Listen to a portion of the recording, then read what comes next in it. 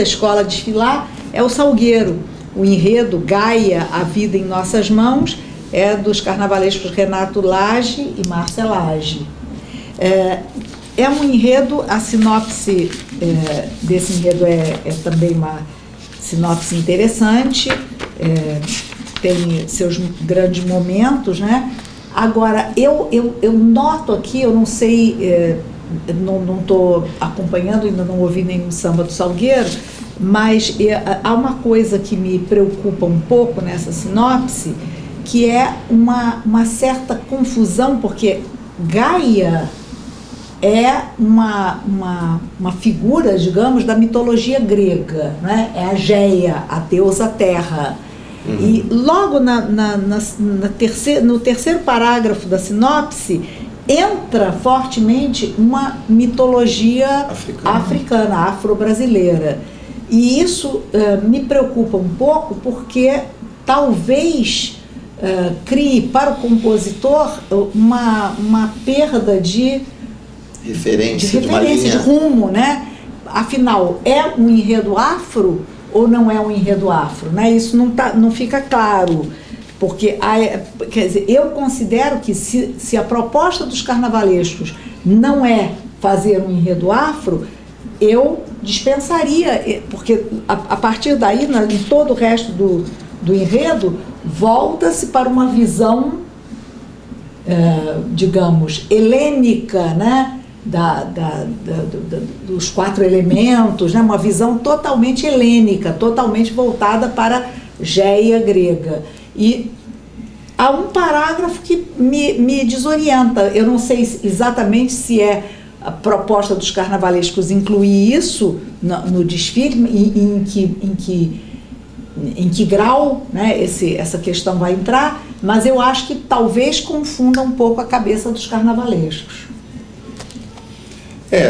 Assim, eu vou tentar fazer uma defesa aí do Salgueiro nesse sentido, porque para mim, quando o Renato propõe aí eu ouvi algumas coisas sobre isso, eu já participei de algumas outras discussões onde se falava isso, mas o enredo está partindo de um ponto de vista grego e está falando de África e tal.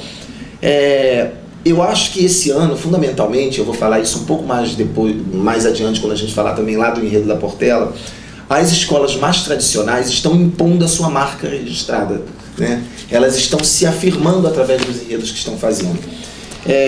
E isso é importante porque a gente está vendo hoje uma certa parametrização das escolas, de forma que elas têm ficado muito parecidas com um plano de disputa.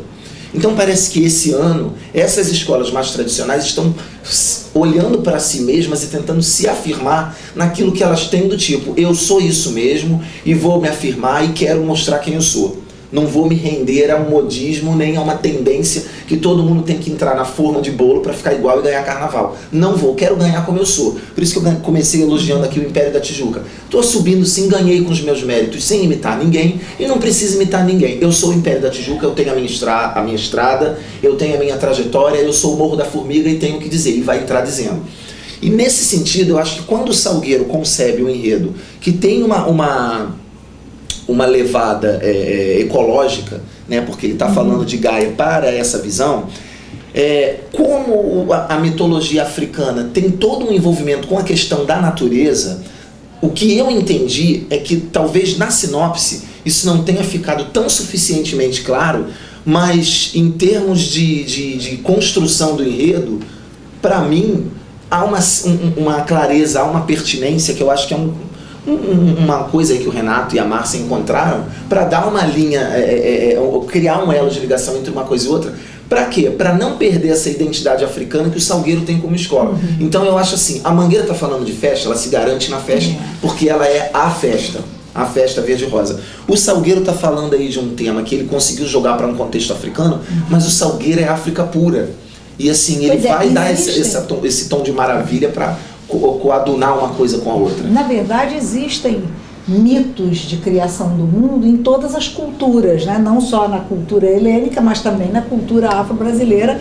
Os mitos de criação do mundo são recorrentes, né? Todas as até judaico-cristãs, todas as culturas, as grandes culturas têm mitos para isso. O que eu acho que é perigoso é